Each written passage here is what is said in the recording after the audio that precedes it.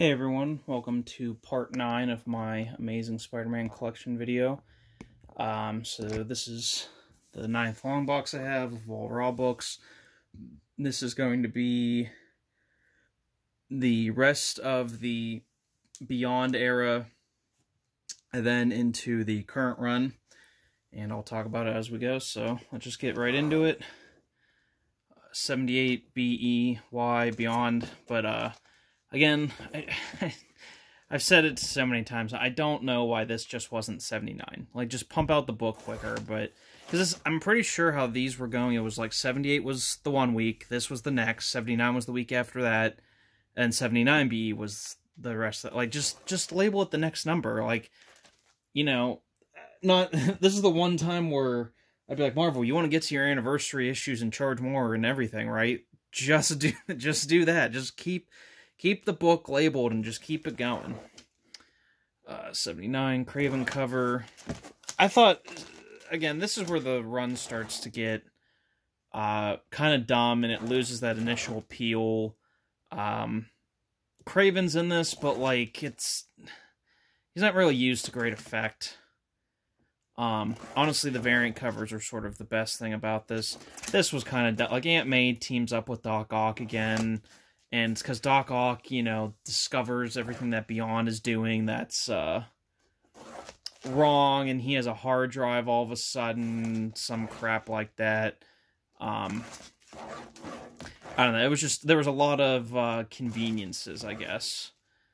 And then this is also around the time where Peter's starting to, he gets retrained to use his spider powers, by Black Cat and Captain America, which I really didn't get, because they're like, oh, well, we need to, like, I understand, like, I guess maybe muscle memory, but, or not muscle, like, getting used to doing stuff again, but at the same time, I'm like, I don't know, because Peter's, like, weaker for most of it, like, he's not as strong and whatnot. I'm like, I thought Peter's someone that, like, just like Captain America, like, I'm pretty sure both of them, like, they can just eat donuts every day if they wanted.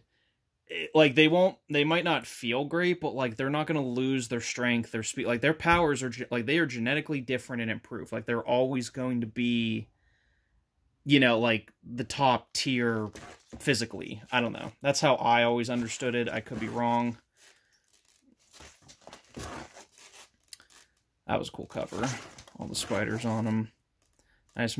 I miss Mike McKone being on Spider-Man, I thought he was a really good artist. Or maybe, okay, so maybe I was a little early with saying they were training. Now it's... Oh, this... Why is... These should not... I think I might have put these in here just because...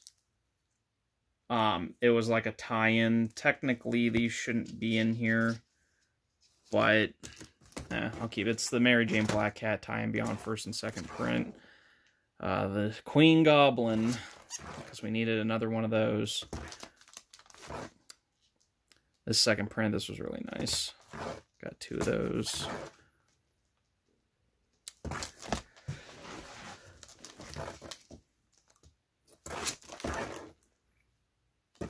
Yeah, don't get me wrong, the Queen Goblin, it's a cool design, but it's Dr. Kafka for people who don't know, and it's like, she's like infused with the sins of Norman Osborn.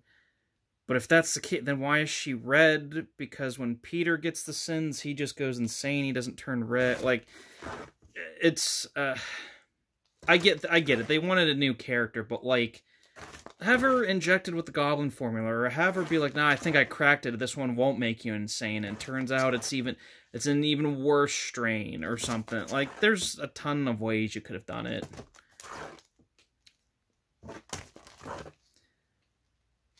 I don't know, and I don't think this has to be said. I'm sure a lot of people know that are in the comics world. I feel like a lot of and it might not even be writers' faults all the time, but like like there's just lazy decisions. There's lazy writing, and I really hate when it comes to this. I really hate when people are like, "Well, I didn't have anything else to do." To me, that just lacks creativity. I'm like, you could talk to people, you could collaborate with other people, you could do a lot.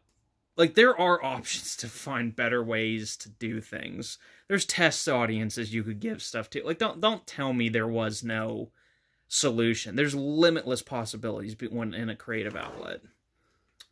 The last issue of this run, Free Comic Book Day. Why 2 of those for some reason? I think the other variants I have, they're graded. Okay, I thought I had a few more in here. Okay, now we get to the current run, which everyone, I'm pretty sure, universally hates. This is the one that's been going on for about 2 years now, as of this recording. I will say, since I've been reading Spider-Man consistently for, like, I'm going to the store, getting it weekly, bi-weekly, whatever, whenever it's coming out. I've been doing it for over a decade.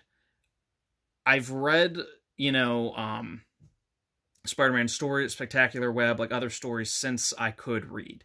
It just, like, you know, everything might have not just been in order.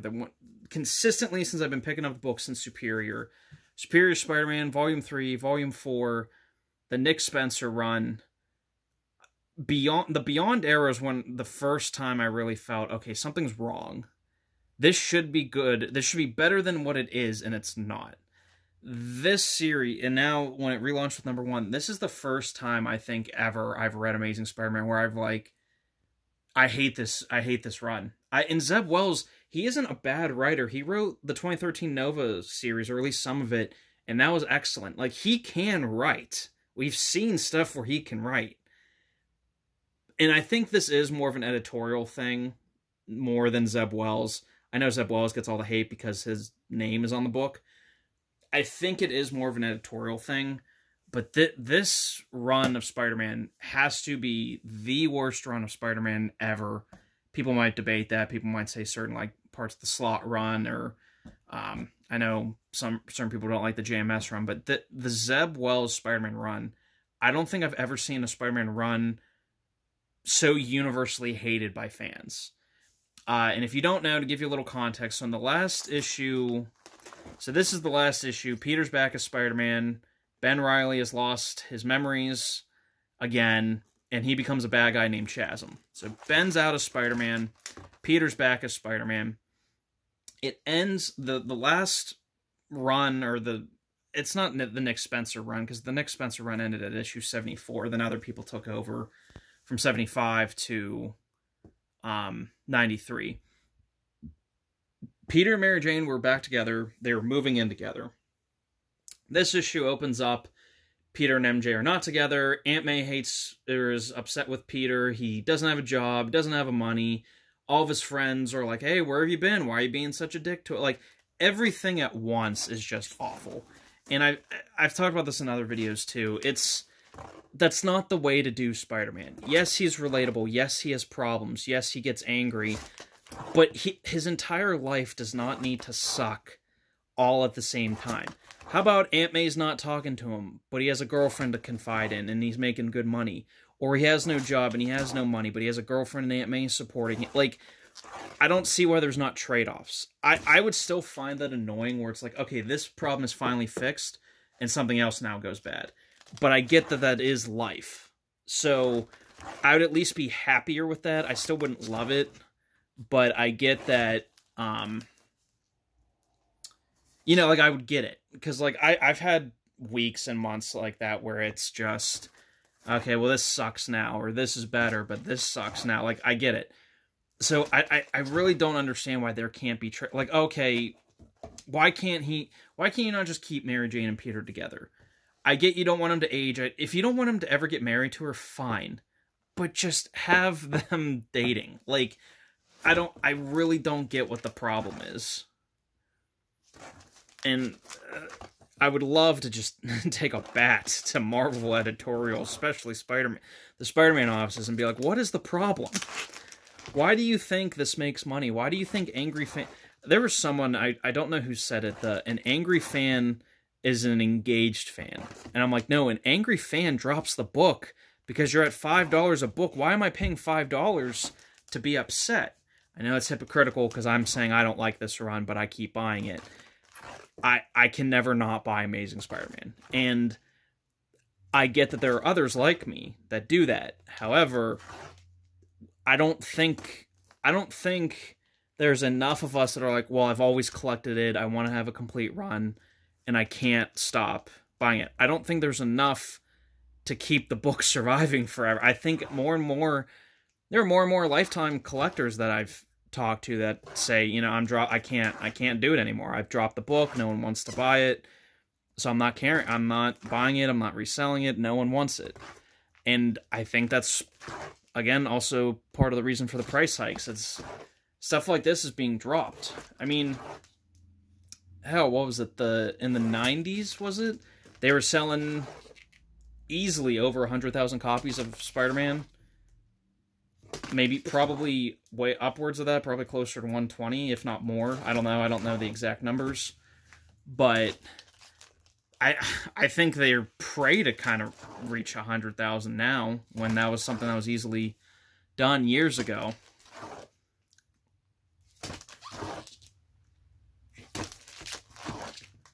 Yeah, I don't get it. And again, I know I'm technically part of the problem, because I won't stop buying the book. I mean, I won't, but I can't. I've thought about it before.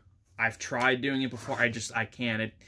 It gives me anxiety and stress, and it's like, well, now your run's not complete. There are series that, like Iron Man and TMNT and stuff, that I really do love almost 100% of the way through.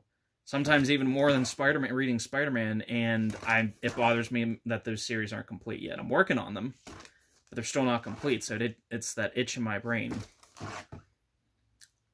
Once again, Spider-Man 2, I do believe one day, I don't know if it's someone my age or a little bit older who misses, like, the pre-Brand New Day stuff.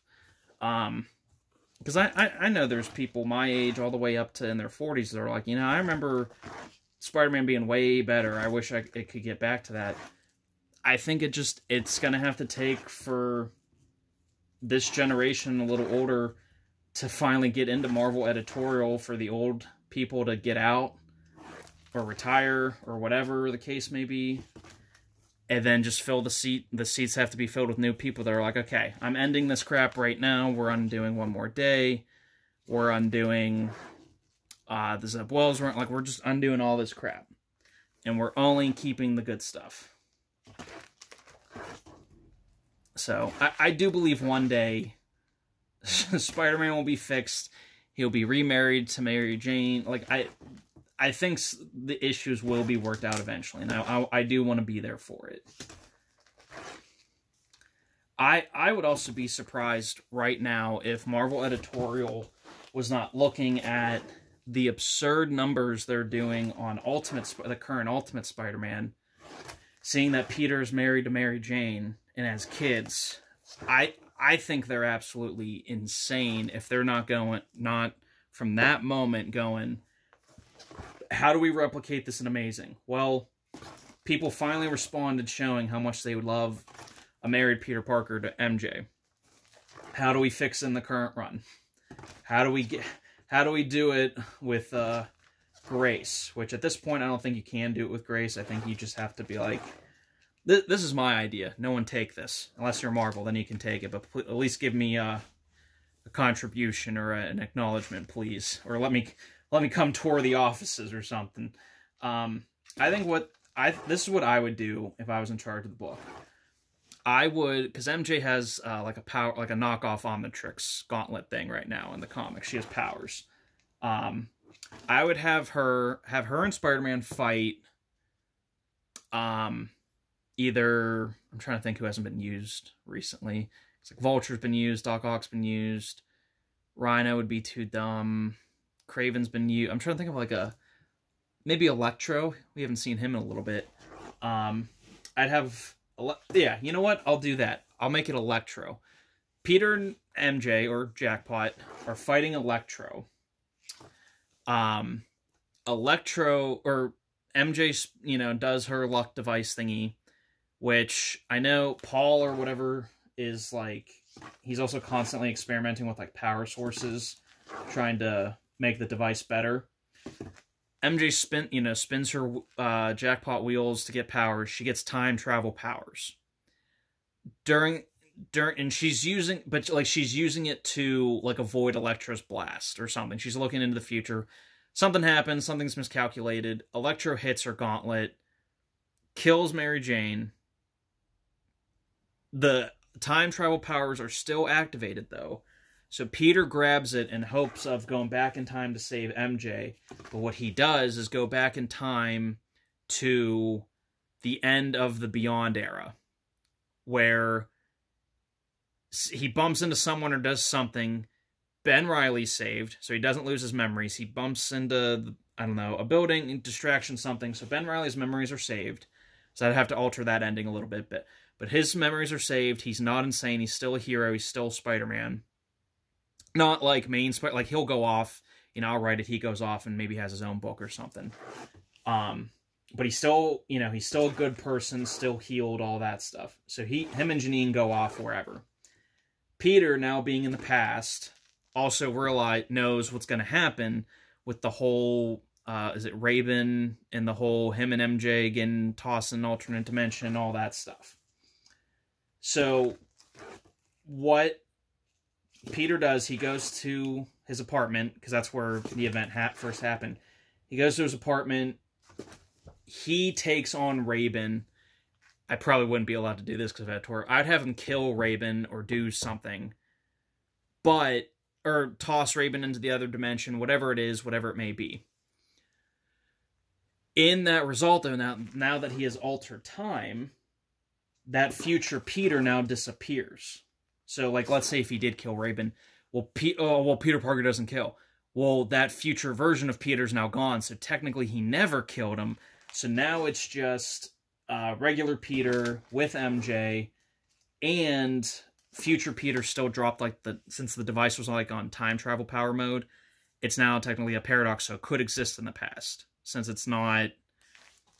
Paul and everyone's still stuck in the other dimension.